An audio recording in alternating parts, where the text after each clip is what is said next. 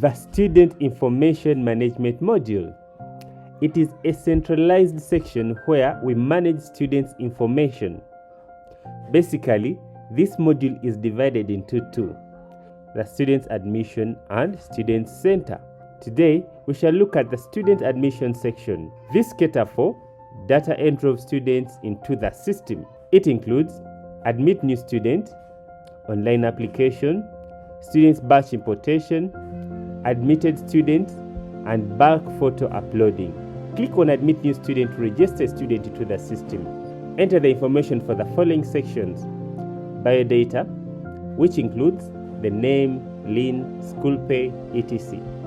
The class information, where you can add a student into a class and remove them from a class.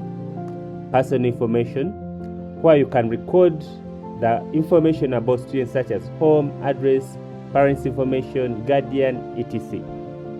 Theology section. This caters for schools which offer Arabic classes. And Student Account Center. This is where you create the logins of the student. Click on Submit to save this student into the system. The admitted students. These are students which have not been admitted into school.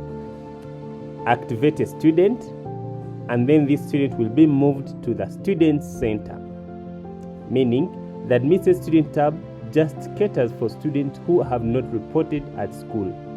Print the student admission letter by just simply clicking on Print Admission Letter.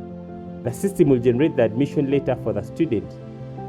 Admission letter templates can be edited and modified under the system configuration. Bulk students can be uploaded using the Excel. Just simply click on Bulk Students Uploading, download the Excel, fill in the information of students, and then upload them at once.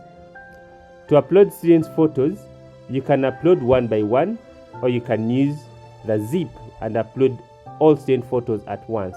That's how we enter student information into the system. For more information, visit www.atechnologies.net or send us a WhatsApp message.